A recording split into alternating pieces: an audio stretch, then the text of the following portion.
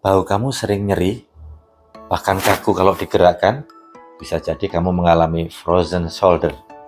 Kita bahas frozen shoulder secara tuntas dan jelas karena banyak yang salah paham juga. Untuk itu, tonton video ini sampai habis.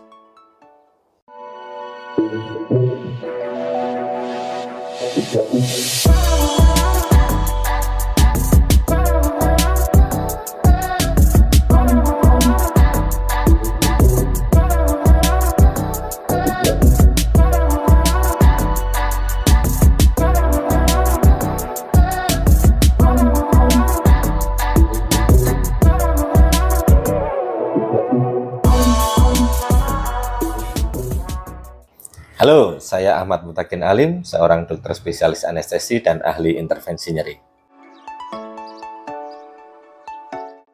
Frozen shoulder ini adalah kondisi di mana bahu atau sendi bahu mengalami kaku dan bisa jadi muncul nyeri. Karena ini merupakan manifestasi dari peradangan dan perlekatan. Bahu ini ada sendi, ada mangkuknya. Di situ bila mengalami perlekatan, maka akan terjadi perlengketan dan susah bergerak. Maka hal ini disebut sebagai adhesive capsulitis, yaitu peradangan kapsul bahu yang membuat perlengketan. Ingat ini ya. Nah, pasien dengan frozen shoulder akan sulit beraktivitas normal. Misalnya pakai baju, ambil barang di atas, atau nyisir rambut, garuk-garuk punggung, atau aktivitas yang melibatkan bahu lainnya. Nah, ini biasanya muncul dan memburuk secara perlahan-lahan. Lalu, dia dalam jangka waktu tertentu akan membaik serta secara bertahap, dia akan sembuh dengan sendirinya. Tetapi perlu lama bila tidak ditangani. Bisa sampai 2 tahun. Nah, namun ada yang ini perlu juga diwaspadai. Frozen shoulder itu kadang diawali dari kerusakan tendon. Awalnya tidak kaku, hanya nyeri biasa. Jadi masalahnya di tendon saja, bukan di sendi yang tadi saya sebutkan. Lama-lama tidak mau bergerak dan akhirnya kaku sendi. Ini saya jelaskan tahap-tahapnya karena frozen shoulder itu prosesnya tidak langsung jadi frozen shoulder. Tahap pertama ini namanya freezing stage. Tandanya nyeri kalau sendi bahu digerakkan. Pergerakan bahu menjadi terbatas, bisa berlangsung, ini keluhan nyeri ini bisa 6-9 bulan. Kemudian tahap yang kedua itu frozen stage. Jadi tadi freezing, lalu mulai frozen. Nyerinya mulai berkurang, tapi sendi bahu menjadi semakin kaku, sulit digerakkan. Dan ini bisa berlangsung 4 bulan sampai 1 tahun. Kemudian tahap yang ketiga, thawing stage, itu bahu mulai bergerak secara lebih baik, pelan-pelan. Umumnya ini terjadi 6 bulan sampai 2 tahun. Jadi kalau tanpa penanganan, waktunya akan lama sekali dan ini saya yakin bikin frustasi. Penanganan frozen shoulder yang paling baik itu harus komprehensif. Satu, diatasi peradangan dan nyerinya dulu. Jadi pasien merasa nyaman. Yang kedua, bisa dilakukan terapi regenerasi untuk jaringan yang rusak di dalam bahu itu. Jadi jaringannya memperbaiki diri. Yang ketiga, bisa ditambah dengan injeksi semacam oli ya, untuk sendi bahunya agar lebih mudah digerakkan.